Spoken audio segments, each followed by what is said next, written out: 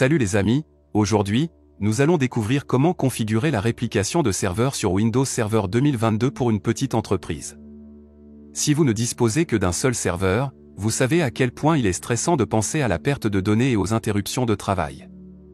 La réplication de serveurs joue un rôle crucial dans la continuité des activités de votre entreprise. Avoir un serveur de secours garantit que si le serveur principal tombe en panne, le serveur de secours peut immédiatement prendre le relais. Cela minimise les interruptions de service. Les données sont continuellement synchronisées entre les deux serveurs, ce qui signifie que vous avez toujours une copie à jour de vos fichiers importants. En cas de défaillance matérielle ou de corruption des données sur le serveur principal, vous pouvez rapidement récupérer les informations à partir du serveur de secours. Vous pouvez effectuer des mises à jour et des maintenances sur un serveur pendant que l'autre continue à servir les utilisateurs, réduisant ainsi les temps d'arrêt nécessaires pour les mises à jour. Répartir les charges de travail entre deux serveurs peut également améliorer les performances globales du système, surtout si votre organisation traite de grandes quantités de données ou a un grand nombre d'utilisateurs simultanés. Bref, la réplication de serveurs assure que votre entreprise fonctionne de manière fluide et sans interruption, même en cas de problème avec le serveur principal.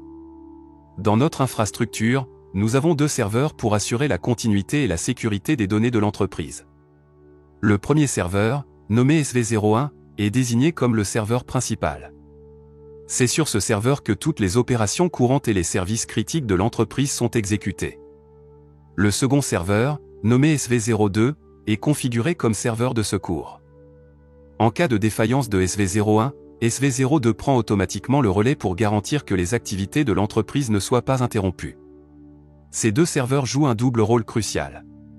D'une part, ils agissent comme contrôleurs de domaine, gérant les ressources réseau, les utilisateurs, les groupes et les politiques de sécurité. D'autre part, ils fonctionnent également comme serveurs de fichiers, stockant et partageant les données essentielles de l'entreprise. Nous allons configurer la réplication entre SV01 et SV02. Cette configuration permettra de synchroniser automatiquement les données et les configurations entre les deux serveurs, assurant ainsi une redondance et une disponibilité maximale. En cas de panne de SV01, SV02 sera immédiatement prêt à prendre la relève, offrant ainsi une solution robuste et fiable pour la gestion des données et la continuité des services de l'entreprise. Avant de commencer, si cette vidéo vous aide, merci de laisser un pouce bleu et de vous abonner à ma chaîne. Cela ne coûte rien, mais ça m'aide énormément à vous proposer plus de contenu utile. Pour commencer, transformons le serveur SV01 en contrôleur de domaine. Je configure l'adresse IP et le DNS du serveur SV01 statiquement comme indiqué sur notre topologie.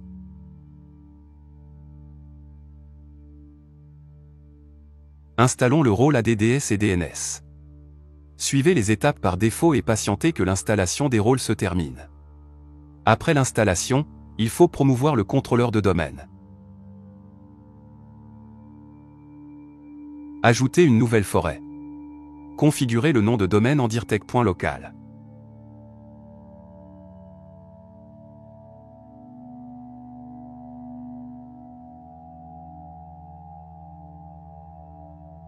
Configurez le mappage entre l'adresse IP et le nom d'hôte pour assurer une connexion sans interruption.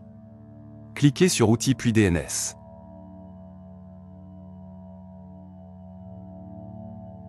Créez une nouvelle zone de recherche inversée.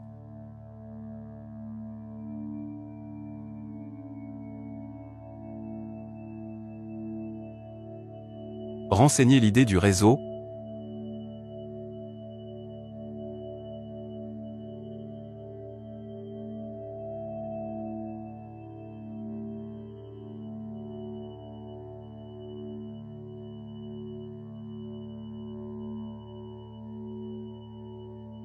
Configurez la redirection vers l'adresse DNS de Google pour permettre aux ordinateurs clients de se connecter à Internet.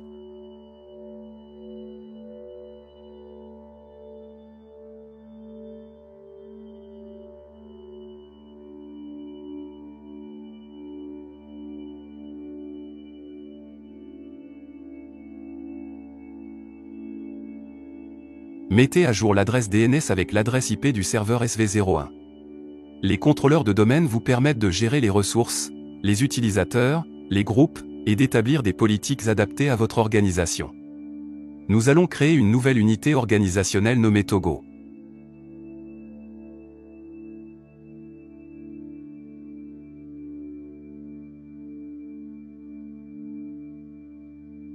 À l'intérieur, nous créons des groupes et des utilisateurs pour des tests. Les groupes, utilisateurs et politiques seront synchronisés avec le deuxième serveur pour assurer la continuité.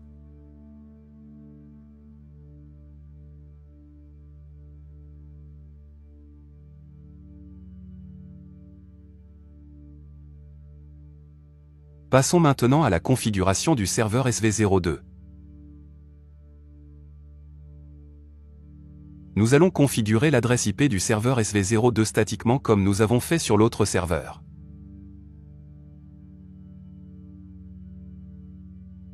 Joignons le serveur SV02 à notre domaine dirtech.local. Le serveur SV02 est à présent dans notre domaine. Installons les services Active Directory sur le serveur SV02 comme sur SV01.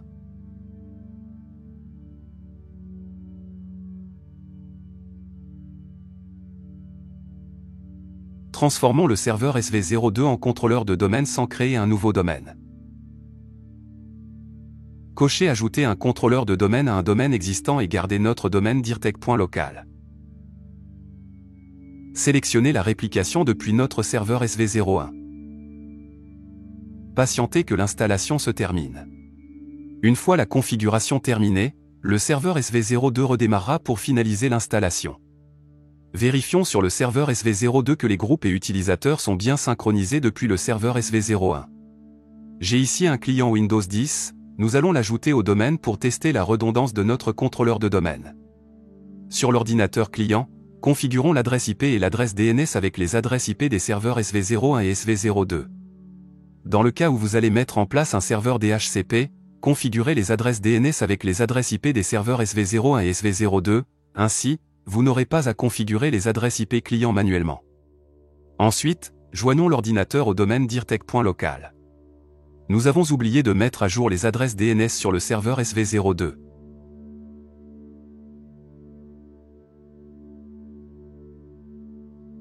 Ajoutons le client au domaine.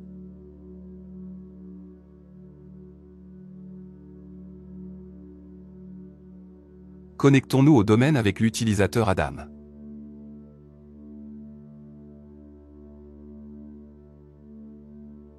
Maintenant, testons la connexion avec la commande ping pour vérifier que les deux serveurs fonctionnent correctement. Si le serveur SV01 perd la connexion, voyons si Adam peut toujours se connecter au domaine. Déconnectons-nous du compte Adam, éteignons le serveur SV01, et reconnectons-nous avec Adam depuis un client Windows 10. Je vais éteindre le serveur principal SV01.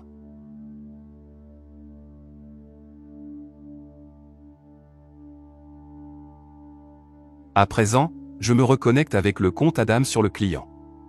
Je suis bien connecté, le serveur SV02 a bien pris le relais et Adam peut se connecter sans problème. Réessayons les pings vers les serveurs. Le serveur SV02 répond et le serveur SV01 ne répond pas, car il est hors ligne. Pour la prochaine partie, nous allons configurer le système de serveur de fichiers pour synchroniser la réplication des fichiers entre les deux serveurs. Sur le serveur SV01, je configure un disque de partage pour les groupes et utilisateurs.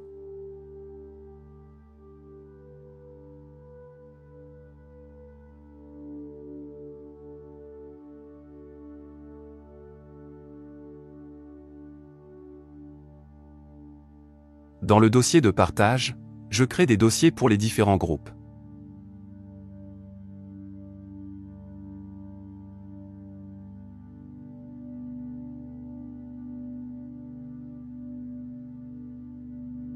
Je fais les mêmes configurations sur le serveur SV02.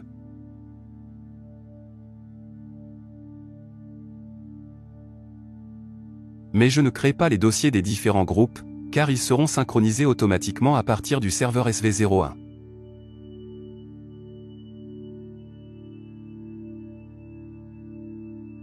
À présent, installons sur le serveur SV01 les rôles espaces de nom DFS et la réplication DFS.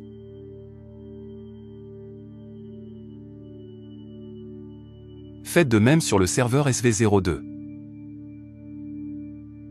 Une fois ces composants installés, nous allons configurer l'espace de nom DFS pour mettre en place des dossiers partagés accessibles à tous les utilisateurs, peu importe le serveur où il se trouve.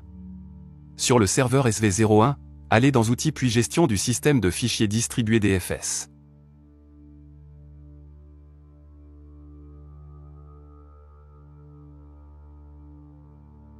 Faites un clic droit sur l'espace de nom puis Nouvel espace de nom.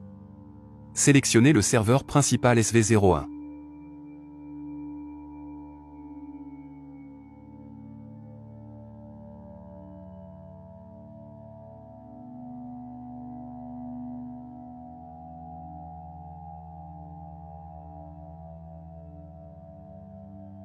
Nommez l'espace de nom Togo comme notre unité d'organisation. Cliquez sur Modifier les paramètres. Sélectionnez les autorisations personnalisées. Autorisez tout le monde.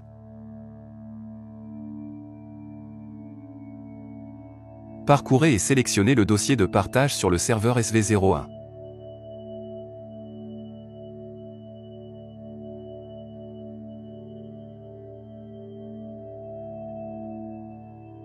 Cliquez sur Suivant et créer.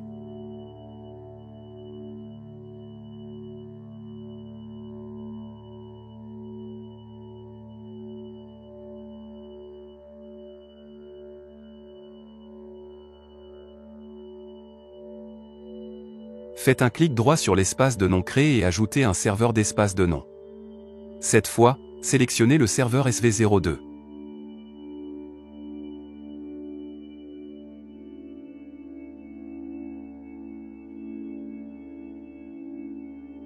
Modifiez les paramètres.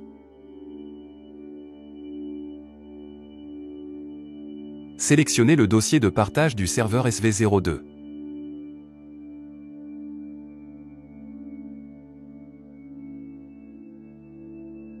Configurez les autorisations pour tout le monde.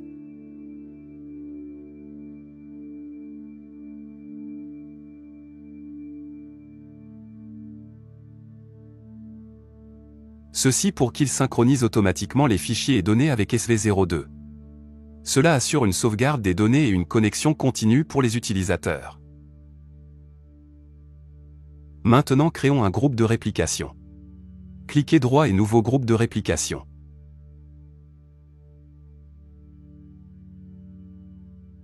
Nommez le groupe de réplication comme vous voulez. Ajoutez les deux serveurs SV01 et SV02.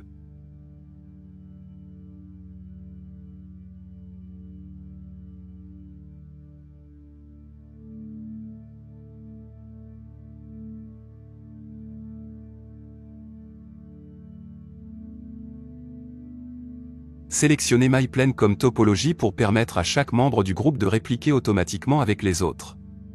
Vous pouvez limiter la bande passante ou garder complète. Sélectionnez le serveur SV01 comme membre principal du groupe.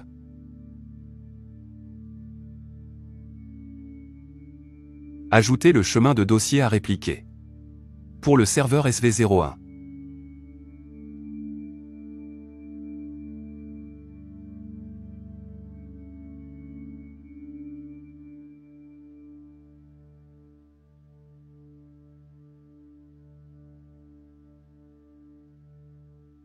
Faites de même pour le serveur SV02.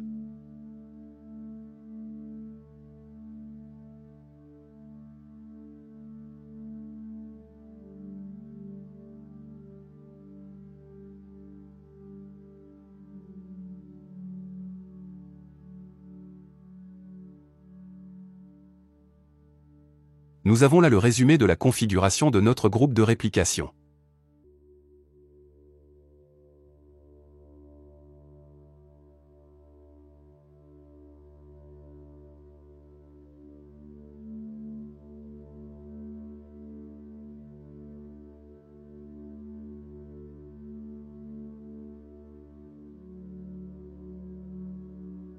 Créez le groupe de réplication.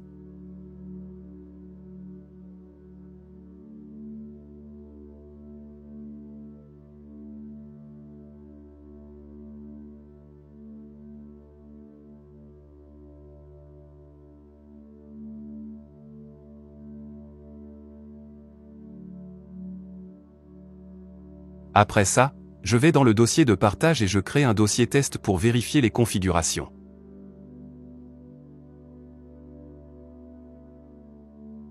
Souvent, après une nouvelle configuration, vous devez redémarrer les services de réplication pour les mettre en marche. Allez dans Services puis cherchez espace de nom DFS et réplication DFS puis redémarrer les deux services.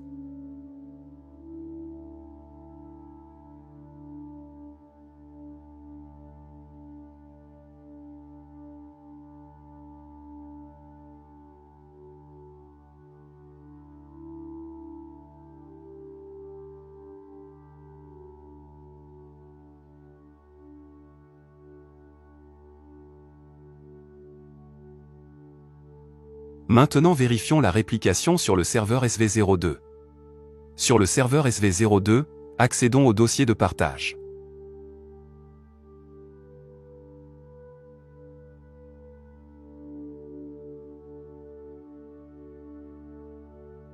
Super, les dossiers et fichiers sont synchronisés. Les données sont automatiquement synchronisées entre les deux serveurs. Créons un second dossier test ici pour vérifier sur le serveur SV01.